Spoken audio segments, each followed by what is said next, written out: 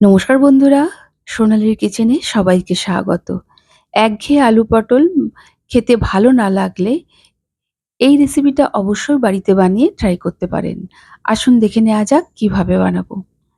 এখানে আমি ৫ টা পটল হালকা, হালকা একটু পেকে এসছিল। সেই পটলগুলো থেকে অল্প, অল্প করে খোসা বের করে নিয়েছি। আর পটলগুলোকে মাঝখান দিয়ে কেটে প্রত্যেকটা টুকরো থেকে ছোট, ছোট করে টুকরো বার করে নিয়েছি।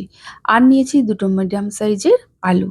আলুগুলোকেও ঠিক একইভাবে পাতলা, পাতলা করে কেটে নিয়েছি। কড়াই দিয়ে দিয়েছি ৩ টেবিল চামচ সর্ষের তেল। তেলটা গরম হলে একটা তেজপাতা আর 1/2 চামচ গোটা জিরে ফোড়ন দিলাম। ফোড়ন থেকে একটা সুন্দর গন্ধ বেরালে একটা মিডিয়াম সাইজের পেঁয়াজ কুচিয়ে নিয়েছি। সেটা দিয়ে তেলের সাথে একটু নেড়েচেড়ে নেব। তারপর কেটে রাখা পটল ও আলুগুলো দিয়ে পেঁয়াজের সাথে ভালো করে মিশিয়ে গ্যাসের ফ্লেমটিকে মিডিয়ামে রেখে কিছুক্ষণ রান্না করে নেব। কিছুক্ষণ রান্না করে নেয়ার পর এতে দিয়ে দেবো স্বাদ অনুযায়ী লবণ আর 1/2 চামচ হলুদ গুঁড়ো।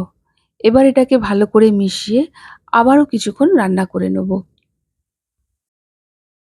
আলু, পটল, পেঁয়াজ প্রায় ২-৩ মিনিটের মতো রান্না করে নিয়েছি।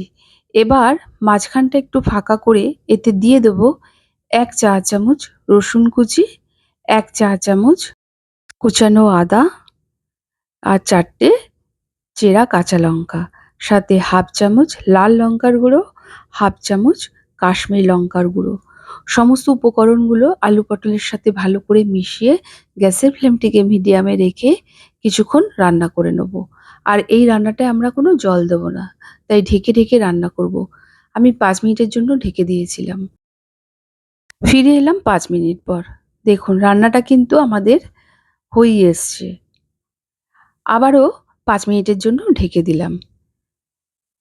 ফিরে এলাম ৫ মিনিট পর। দেখুন রান্নাটা কিন্তু আমাদের হয়েই গেছে। আলুগুলো ভালোভাবে সুসেদ্ধ হয়েছে, পটলগুলোও ভালো করে সিদ্ধ হয়ে গেছে। ঠিক এই সময় দিয়ে দেবো 1/2 চামচ চিনি। চিনিটা কিন্তু এই রান্নাটায় অবশ্যই দেবেন। এর স্বাদটা কিন্তু অসম্ভব ভালো হয়ে ওঠে। চিনিটা দিয়ে হালকা হাতে আমরা একটু মিশিয়ে নেব। রান্নাটা আমাদের প্রায় হয়েই এসছে। এই সময় শুকনো খোলায় আমি আগে থেকে জিরে ভেজে রেখেছিলাম। সেখান থেকে ১ চা চামচ ভাজা জিরে দিয়ে ভালো করে মিশিয়ে নেব। তারপর আরো কয়েক সেকেন্ডের মতো, এই ৩০ সেকেন্ডের মতো নাড়াচাড়া করে নিলেই আমাদের তৈরি হয়ে গেল আলু পটলের ছেচকি। এখন এটা কিছুক্ষণ ঢেকে রেখে দেবো, তারপর সার্ভ করব। গরম ভাতের সাথে খেতে যেমনি ভালো লাগে, তেমনি কিন্তু রুটি, পরোটা এসবের সাথে খেতেও অসম্ভব ভালো লাগে।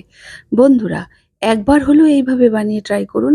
আর কেমন লেগেছে তা আমাকে অবশ্যই কমেন্ট করে জানাবেন। ভালো লাগলে একটা লাইক ও প্রচুর শেয়ার করবেন। আমার চ্যানেলে নতুন বন্ধু হয়ে থাকলে প্লিজ আমার চ্যানেলটিকে সাবস্ক্রাইব করে পাশে থেকে যাবেন। তবে আজকের মতো এই পর্যন্ত। আবারও হাজির হয়ে যাব নতুন কোনো রেসিপির সাথে। সবাই ভালো থাকুন, সুস্থ থাকুন। ধন্যবাদ।